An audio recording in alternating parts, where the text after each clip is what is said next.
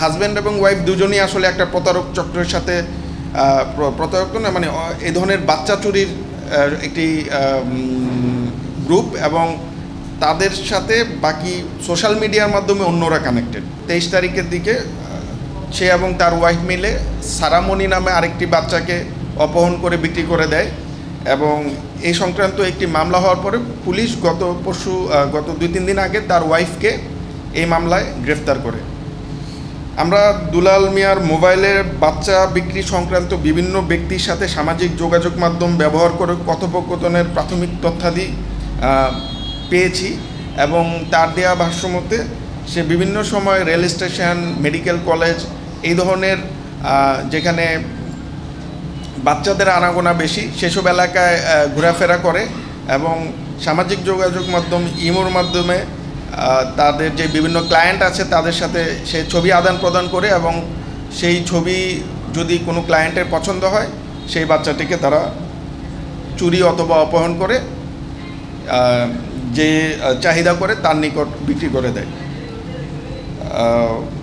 আপাতদৃষ্টিতে আসামি এবং তার পরিবার এক ভয়ঙ্কর সক্রিয় অপহরণ চক্রের বলে প্রতীয়মান হয়।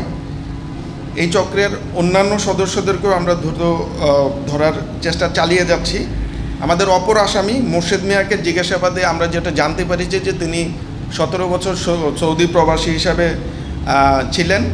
তার 5টি কন্যা সন্তান রয়েছে। যেহেতু তার কোনো পুত্র সন্তান নেই, সে কারণেই মূলত তিনি দুলালের সাথে কন্ট্যাক্ট করেন যে তার একটি পুত্র সন্তান দরকার, এবং সেই ধারাবাহিকতায় পুত্র সন্তানের আকাঙ্ক্ষা এই অপহরণ চক্রের সাথে যোগসাজশের প্ররোচনা দিয়ে শিশু বাচ্চাটিকে তার কাছে নিয়ে যায়।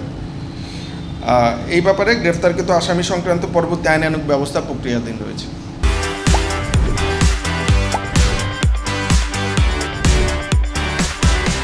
আমি তার অন্য কোনো কাজ পাই নাই। সে যেটা বলছে যে সে মাঝে মাঝে ঝালমুড়ি বিক্রি করে, তো তার আসলে পেশা তো ঝালমুড়ি বিক্রি, এবং তার বাড়ি হচ্ছে কিশোরগঞ্জ। সে চিটাগাঙে আসছে হচ্ছে 17 তারিখে ঝালমুড়ি বিক্রি করার জন্য।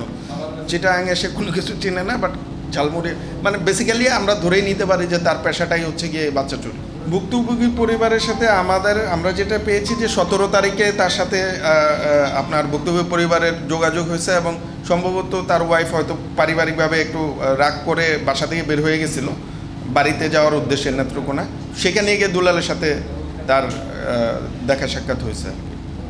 মানে পূর্বে থেকে কোনো পরিচিত আগে থেকে ওরকম না। ধারাবাহিকতায় আমরা র‍্যাব 7 আমাদের দায়িত্বপূর্ণ যে এলাকা আছে সেই এলাকাতে আসন্ন রমজানকে কেন্দ্র করে কোনো ধরনের ছিনতাইকারী অথবা কিশোর গ্যাং যেন মাথাচাড়া দিয়ে উঠতে না পারে, সেই কারণে আমাদের র‍্যাব 7-এর এক্সটেন্সিভ টহল কার্যক্রম আমাদের প্রক্রিয়াধীন আছে। আমাদের প্রত্যেক দিন 24টি পেট্রোল মাঠে রয়েছে, এবং দিনে রাতে 24 আওয়ার্স।